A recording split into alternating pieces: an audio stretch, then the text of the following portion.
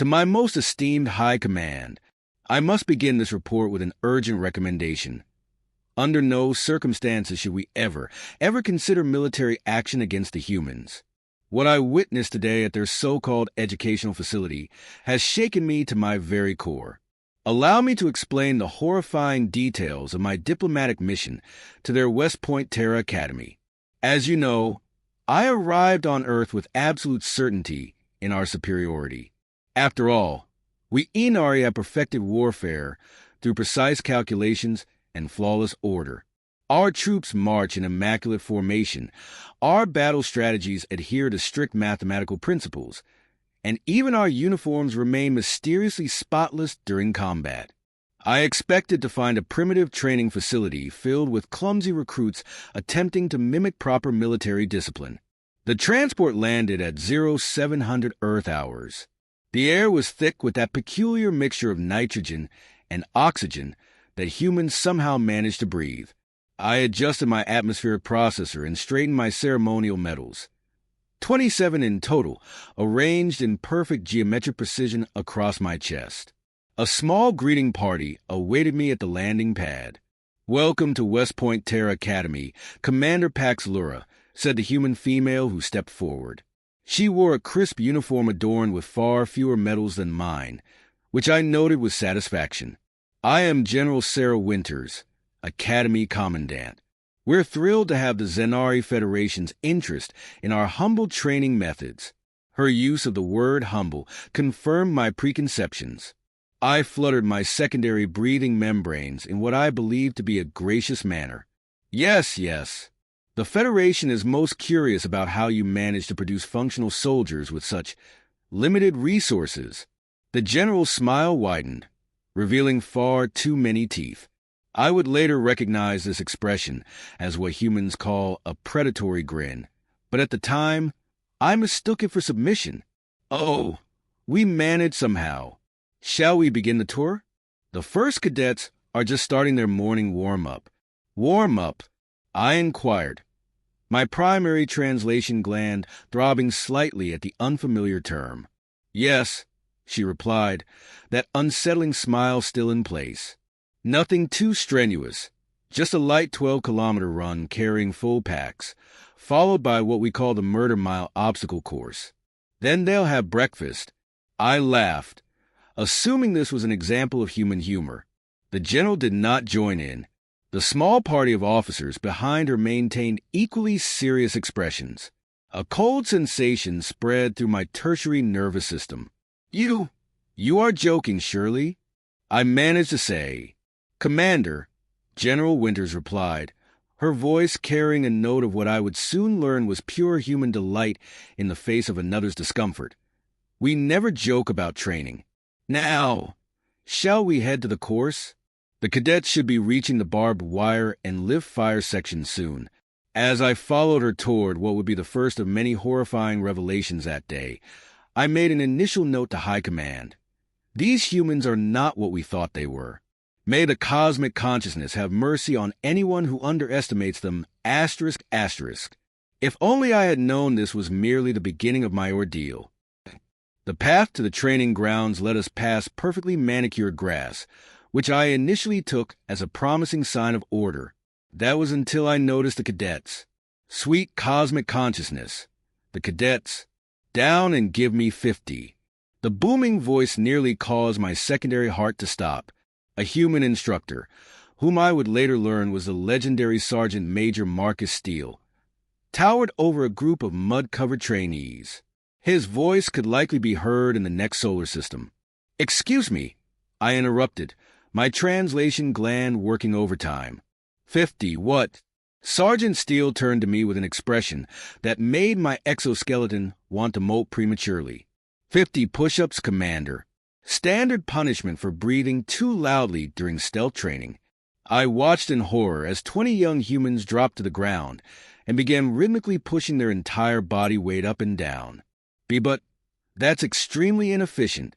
In the Zenari forces, we simply dock their nutrition credits.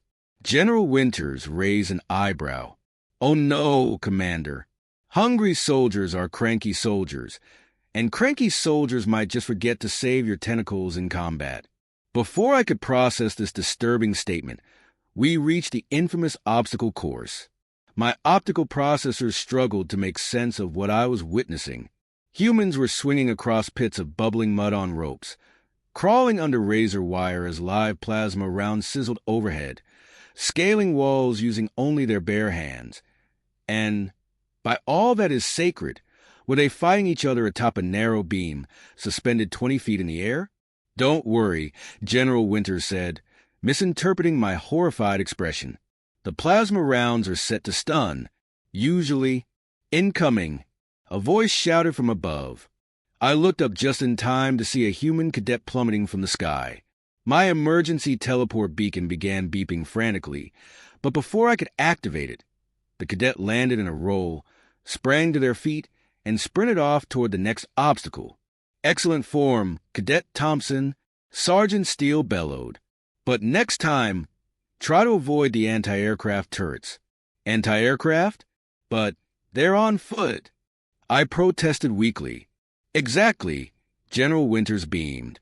Can't always expect to have aircraft available in combat situations, so we teach them to dodge anti-aircraft fire on foot. Builds character. A small group of cadets jogged past us, chanting what I assumed was some sort of military cadence. I don't know, but I've been told, alien worlds are mighty cold. Sound off 1, 2. They were singing while running through an active weapons range. And smiling. Perhaps, I suggested, trying to maintain my diplomatic composure, we should move on to something less intense. Perhaps their theoretical training facilities? General Winters checked her chronometer. Perfect timing. The advanced problem-solving class is about to begin. They're working on improvised weapons today. Improvised weapons? My voice rose several octaves. Oh yes. You wouldn't believe what these kids can do with a paperclip and a rubber band. Last week, Cadet Martinez took out an entire simulation squad with nothing but a sock full of butter and some dental floss. As we turned toward the classroom buildings, I made another note in my report. Update previous assessment of human unpredictability. Severely underestimated. They appear to view chaos as a military doctrine. Exercise extreme caution, asterisk, asterisk. Little did I know. The improvised weapons class would soon seem like a peaceful meditation session compared to what awaited me in the afternoon training exercises. Now that's thinking outside the box, Cadet Martinez. Make sure to account for different viscosity settings. My translation gland was starting to develop a stress headache. Surely, I interrupted, you don't actually implement these theories? Professor Burke's eyes lit up with an unsettling gleam. Of course we do. In fact, we're about to begin today's practical exercise. Everyone to the paintball arena. One team had somehow rigged a series of speakers to play something called Never Gonna Give You Up on loop, thoroughly demoralizing their enemies. Another group developed what they called tactical dance moves to dodge incoming fire while simultaneously confusing their opponents with, how did they put it? Sick beats and sick strategies. Observe the beauty of human ingenuity. Professor Burke said proudly as a cadet used a pizza box as both a shield and a frisbee-like throwing weapon. We encourage them to think creatively. But this isn't warfare. I protested. This is... Exactly, he beamed. The enemy expects warfare. They don't expect to be defeated by a squad performing a choreographed dance number while executing a perfect flanking maneuver. Psychological warfare isn't just about breaking the enemy's will.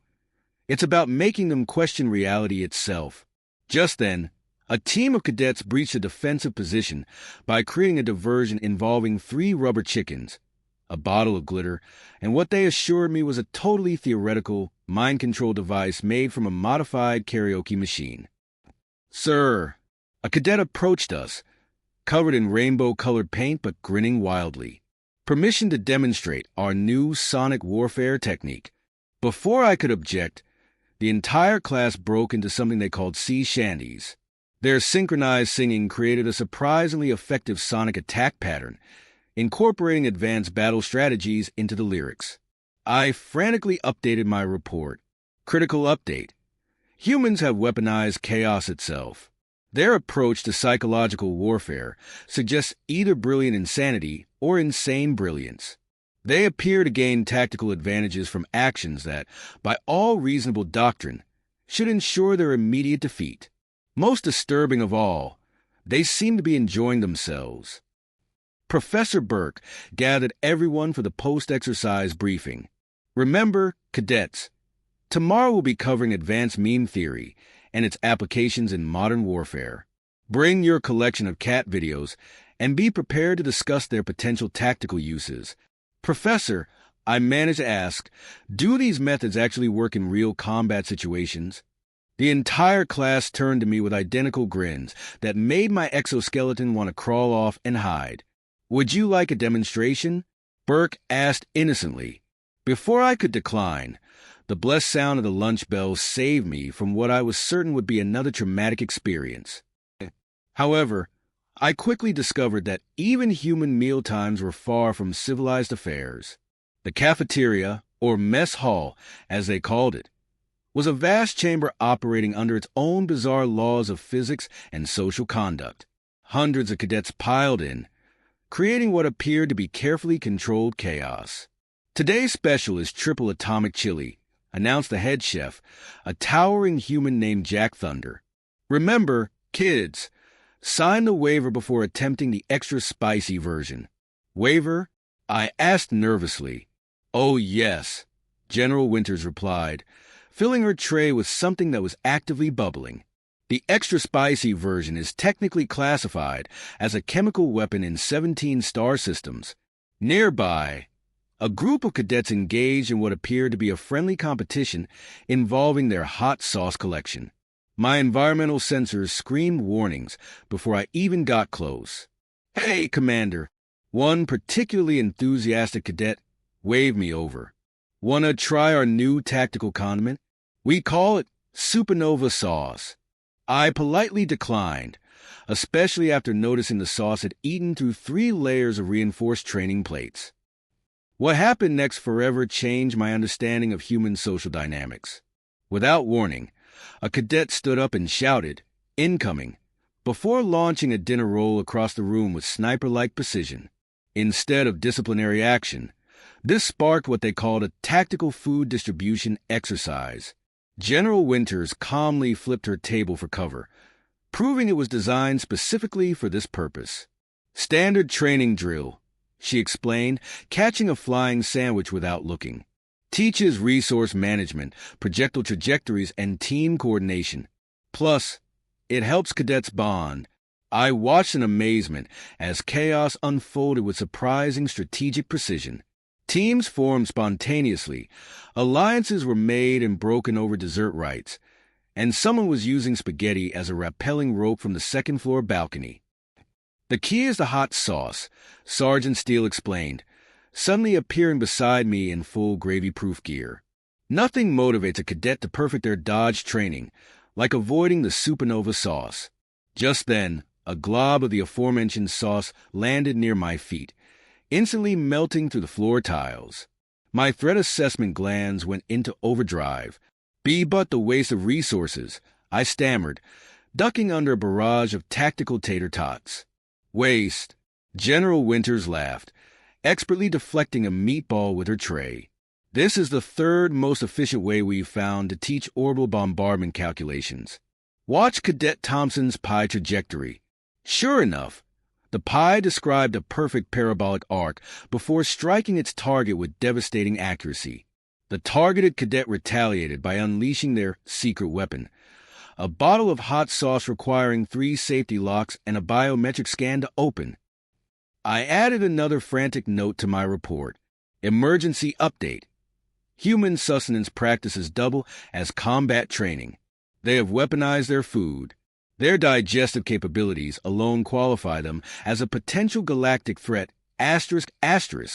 Just as I prepared to retreat, Chef Thunder approached with a special plate. Made something special for our guest. We call it the Earthling Welcome Platter. I stared at the dish. The vegetables were arranged in a tactical formation. The sauce was glowing. Don't worry, General Winter said, misinterpreting my terror as hesitation. This is the mild version. Before I could sample the terrifying dish, an announcement echoed through the facility. All cadets report to the advanced combat arena. Today's demonstration, adaptive warfare and creative weaponry. As cadets filed out with disturbing enthusiasm, many pocketing hot sauce bottles, I updated my report one final time. Final assessment asterisk. 1. Immediate cancellation of all planned military actions against Earth. 2.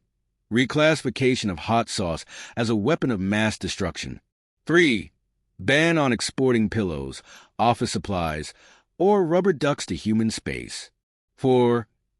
Consider preemptively surrendering, just to be safe.